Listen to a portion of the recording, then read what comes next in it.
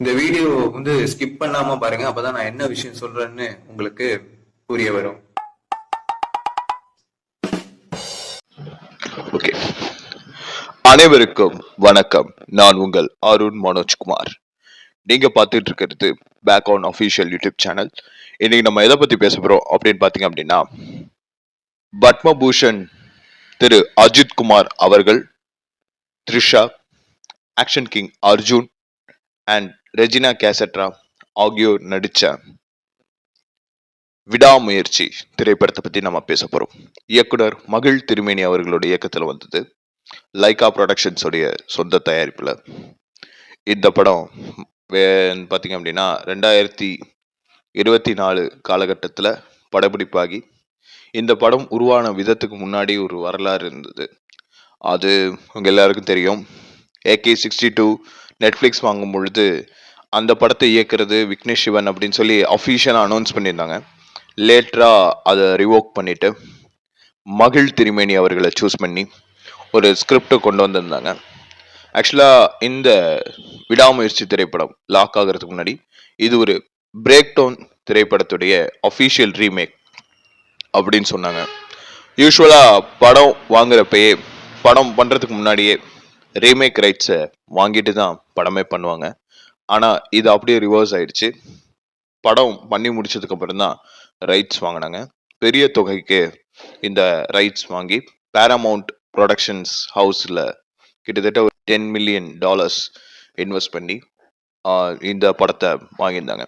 நான் ஏன் இந்த மாதிரி பேசுறேன் அப்படின்னா, இந்த படத்தோட டைரக்டரும் இப்படி தான் பேசுவார், இந்த படத்தில் நடிக்கிறவங்க இப்படி தான் பேசுவாங்க. ஸோ இந்த படத்தை ரிவ்யூ பண்ணுற நானும் இந்த மாதிரி பேசினா தான் அது நல்லா இருக்கும் அப்படிங்கிறதுக்காக தான் இந்த மாடுலேஷனில் நான் பேசுகிறேன். ஸோ முடிஞ்ச அளவுக்கு இந்த வீடியோவை ஸ்கிப் பண்ணாமல் பாருங்கள். அப்போ தான் நான் என்ன சொல்ல வரேன்னு உங்களுக்கு புரிய வரும். ஓகே, விடாமுயற்சி இந்த திரைப்படம் 4 காலகட்டத்தில் நடக்கிற மாதிரி பார்த்தீங்க அப்படின்னா ஸ்க்ரீன் பிளே இது பண்ணுறாங்க. ஃபர்ஸ்ட் ஹாஃப்லேயே பார்த்தீங்க அப்படின்னா ஹீரோ ஹீரோயின் 2 பேருமே ஈஸியாக டக்குன்னு இன்ட்ரடியூஸ் பண்ணிடுறாங்க. 2 பேருமே பார்த்தீங்க அப்படின்னா ஹஸ்பண்ட் அண்ட் ஒய்ஃபாக இருக்கிறாங்க. அஜித் அண்ட் த்ரிஷா.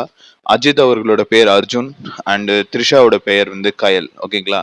இவங்களுடைய லவ் ஸ்டோரிஸ் அப்படியே அங்கங்கே கொஞ்சம் அப்படியே மாண்டேஜ் ஷாட்ஸ் மாரியும் இல்லை அப்படியே கோ வித் ஃப்ளோலையும் ஃபர்ஸ்ட் ஒரு 10 நிமிஷம் பார்த்தீங்க அப்படின்னா ஒரு நார்மல் கமர்ஷியல் சினிமாவில் இருக்கிற எலமெண்ட்ஸோட நல்ல ஒரு ரொமான்ஸ் காட்சிகளோட, லவ் இருக்கிற காட்சிகளோட படம் பண்றாங்க. இது நமக்கு கொஞ்சம் புதுசாகவும் இருந்துச்சு. கொஞ்சம் பரவாயில்லையே, இவ்வளோ வருஷம் கழிச்சு நம்ம அஜித்தை திரும்பியும் ஒரு ரொமான்டிக் ஹீரோவை பார்க்குறோமே அப்படின்னு எனக்கு இருந்துச்சு. ஓகேங்களா? அப்புறம் அவங்களுக்குள்ள இருக்கிற செப்பரேஷன், அந்த மனஸ்தாபத்தினால செப்பரேஷன் வருது. அந்த செப்பரேஷன் டைம்ல த்ரிஷா அவங்க அவங்க அப்பா வீட்டுக்கு போகணும், அவங்க அப்பா அம்மா வீட்டுக்கு போகணும் அப்படின்ட்டு பார்த்தீங்க அப்படின்னா அஜித் கிட்ட சொல்றப்ப, நானே உன்னை ட்ராப் பண்றேன், 9 ஹார்ஸ் ஆக்சுவலாக ட்ராவலிங்கு, அதை நானே உனக்கு செய்கிறேன் அப்படின்னு சொல்லி அஜித் அவர்கள் த்ரிஷாவை அழைச்சிட்டு போகிறாங்க. அதுக்கப்புறம் அப்புறமா நடக்கிற ஒரு சில விஷயங்கள், அதுலேருந்து எப்படி அஜித் ஃபேஸ் பண்ணாரு அப்படிங்கிறது தான் கதை, ஓவரால் கதை.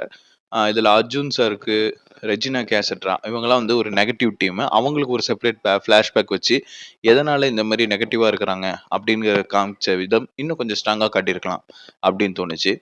அண்ட் அது மட்டும் கிடையாது, இந்த திரைப்படம் பார்த்தீங்க அப்படின்னா ஃபார்மேட்டே புதுசு. ஏன்னா எப்பயுமே வழக்கமாக இருக்கிற சினிமா மாதிரி இல்லாமல், வழக்கமான சினிமா பேட்டர்ன் இல்லாத ஒரு இதில் புதுசாக வேற மாதிரி நமக்கு ப்ரெசென்ட் பண்ணியிருக்காங்க. ஓகேங்களா? இன்ட்ரோல் பிளாக்ல ஒன்று வச்சாங்க. அது கொஞ்சம் அந்த படத்துக்கு வித்தியாசமாகவும் நல்ல ஒரு ரெஃப்ரெஷிங்காகவும் ஆங்காங்கே அப்படியே சினிமேட்டிக்கலாகவும் இருந்தது, ஆங்காங்கே கொஞ்சம் ரியலிஸ்டிக்காகவும் இருந்தது.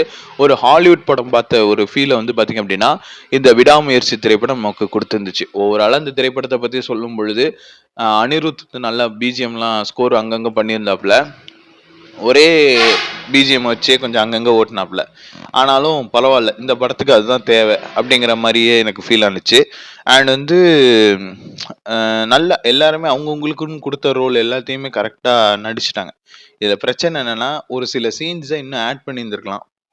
எக்ஸ்டெண்டட் வெர்ஷன் சொல்லி நெட்ஃப்ளிக்ஸில் விட்டாங்க அப்படின்னா, ஒரு சில சீன்ஸை ஆட் பண்ணிட்டு விட்டால் இன்னும் சூப்பராக இருக்கும். ஏன்னா ஏதோ ஒரு மேஜர் ஃபேக்ட் மிஸ் ஆகுற மாதிரி ஒரு ஃபீல் ஆகுது. கதை ரீதியாக நான் சொல்கிறேன், கதை ரீதியாகவே ஒரு மேஜர் ஃபேக்ட் மிஸ் ஆகுது. ஒரு ஃபேக்டர், மேஜரான ஒரு ஃபேக்டர் மிஸ் ஆகுற மாதிரியே ஃபீல் ஆகுது. அதாவது எப்படி ஹீரோ ஹீரோயினியோட சேர்ந்துருவாங்கன்னு எனக்கு தெரியும். அது எப்படி சேர்றாங்கங்கிறதுன்னு ஒண்ணு இருக்குல்ல. ஒரு பிரில்லியன்ட்டான சீன்ஸ்லாம் இருக்கணும்ல. அந்த சீன்ஸ் வந்து அப்படியே மிஸ் ஆகுது. அந்த ஒரு விஷயத்த நான் பார்த்தேன். ஓவராலா ஒரு 2 1/2 மணி நேரம் படம். பிரேக் டவுன் திரைப்படம் பார்த்தீங்க அப்படின்னா, அதோடைய அஃபிஷியல் ரீமேக் தான் இந்த விடாமுயற்சி அப்படின்னு சொல்லியிருந்தாங்க. அதாவது ஒரு படம் எடுக்கிறதுக்கு முன்னாடியே ஒரு ஸ்டோரி லாக் ஆகுது, ஒரு ஸ்க்ரீன் பிளே லாக் ஆயிடுச்சு அப்படின்னா, அதுக்கான ரீமேக் ரைட்ஸ் வாங்கிட்டு தான் படமே எடுக்க ஆரம்பிக்கணும். ஆனா இவங்க என்ன பண்ணிட்டாங்க, படத்த எடுத்துட்டு அதுக்கப்புறம் ரீமேக் ரைட்ஸ் வாங்குனாங்க. அதுவும் சும்மா இல்ல. பெரிய தொகைக்கு இந்த படத்தோடைய ரீமேக் ரைட்ஸ வாங்கிட்டு தான் இந்த படத்துக்கு வந்து எல்லாமே பண்ணாங்க. ஓகேங்களா? அதனால தான் கொஞ்சம் ரிலீஸ் டேட் வந்து கொஞ்சம் தள்ளி போனது. பட் ஓவராலா ஒரு சாலிடான ஒரு மூவி. பட் ஒரு புது ஃபார்மேட்ட வந்து என்ஹான்ஸ் பண்ண ஒரு திரைப்படம் தான் இந்த விடாமுயற்சி. So one time watchable movie தான். ஓகேங்களா? அண்ட் வந்து எப்படி சொல்றது? பல சினிமாவ காப்பி அடிச்சு, பல இத ஓப்பி அடிச்சு, இன்னொரு ஸ்டைல் ஆஃப் பேட்டர்னையும் யூஸ் பண்ணிக்கிட்டு, இன்னொரு மேனரிசத்த யூஸ் பண்ணிட்டு, நான் தான்டா இனிமே அப்படின்னு சொல்லிட்டு, அப்படி படம் எடுக்கிற சில நடிகர்களுக்கு மத்தியில, தனக்குன்னு ஒரு ஓன் பேட்டர்ன செட் பண்ணிட்டு, இல்ல ஓன் பேட்டர்ன் செட் பண்ற மாரியான டைரக்டர்ஸ்க்கும், அந்த ஸ்டோரி அப்ரோச்சிங்க்கும் மு முக்கியத்துவம் குடுத்து, சட்டிலான ஆக்டிங்க கரெக்ட்டா, ப்ரிசைஸ்ஃபுல்லா ரொம்ப அழகா, இதுதான் இவ்வளோதான் பண்ணணும். இப்ப ரேசிங்னா நான் ரேசிங்ல போறேன்னா, அதிலயே கான்சன்ட்ரேட் பண்றதா இருக்கட்டும். சினிமானா சினிமாலயே இருக்கணும் அப்படின்னு சொல்லி அதிலயே இருக்கிறதா இருக்கட்டும். எல்லாத்துலயுமே அஜித் சார் வந்து ஒரு பக்காவான ஒரு பெர்சனாலிட்டியா பார்த்தீங்க அப்படின்னா இருக்கிறாரு. இந்த விடாமுயற்சி அஜித் சார தவிர வேற யாருமே இந்த ரோல நீங்க நெனச்சு கூட பார்க்க முடியாது. அண்ட் வந்து அர்ஜுன் சாரோட நெகட்டிவ் ரோலும் நல்லா பக்காவான ஒரு நெகட்டிவ் ரோல். ஆனா இன்னும் கொஞ்சம் ஸ்ட்ராங்கா ஆக்கியிருக்கலாம். இன்னும் கொஞ்சம் சீன்ஸ் எல்லாம் ஆட் பண்ணி, ஒரு ஒரு நல்ல கிரிப்பிங்கான ஒரு ஸ்க்ரீன் பிளே அமைஞ்சா இன்னும் நல்லா இருந்திருக்கும் அப்படிங்கிற மாரி தான் எனக்கு தோணுச்சு.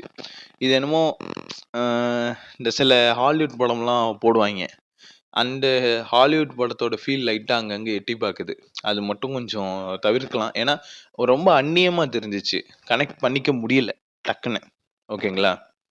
அதுதான் தோணுச்சு. எப்பயுமே அஜித் சாரோட ஃபார்முலா என்னன்னா, ஒரு படம் பாசிட்டிவான ரோல்ல இருக்கும். 2 படத்துல 2 படம் வந்துட்டுன்னா 2லயுமே ஹீரோவா தான் இருப்பாரு. ஒரு இதுல அப்படியே போலீஸு அந்த மாரி ஒரு ரோல் ஒண்ணு பண்ணுவாப்புல. அடுத்த படம் அப்படியே ஆப்போசிட்டா ஒரு கேங்ஸ்டரு அந்த ரோல்ல பண்ணுவாப்புல. அதே மாரி இப்ப விடாமுயற்சி வந்து ஒரு பாசிட்டிவான ரோல்ல வந்திருக்கு. அடுத்து குட் பேட் அக்லில நம்ம ஆவலோட எதிர்பார்த்துட்டு இருக்கிற அந்த நெகட்டிவ் ஷேட் தலைய பார்க்க போறோம். அஜித் சார பார்க்க போறோம் அப்படிங்கிற ஒரு விஷயத்த சொல்லிட்டு வெயிட் பண்ணுவோம். ஏப்ரல் 10ஆம் தேதி சம்பவம் இருக்கு. ஸோ முடிஞ்ச அளவுக்கு உங்க ஃப்ரெண்ட்ஸ் அண்ட் ஃபேமிலி மெம்பர்ஸ் எல்லாருக்குமே ஷேர் பண்ணுங்க. நம்ம சேனல் இதுவரைக்கும் சப்ஸ்கிரைப் பண்ணாதவங்க சப்ஸ்கிரைப் பண்ணிடுங்க. பக்கத்துல இருக்க பெல் பட்டனை கிளிக் பண்ணிடுங்க. அண்ட் மீண்டும் ஒரு அடுத்த வீடியோல உங்களை சந்திக்கும் வரை உங்களிடமிருந்து விடைபெறுவது உங்கள் Arun Manojkumar. Signing off back on official. நன்றி, வணக்கம்.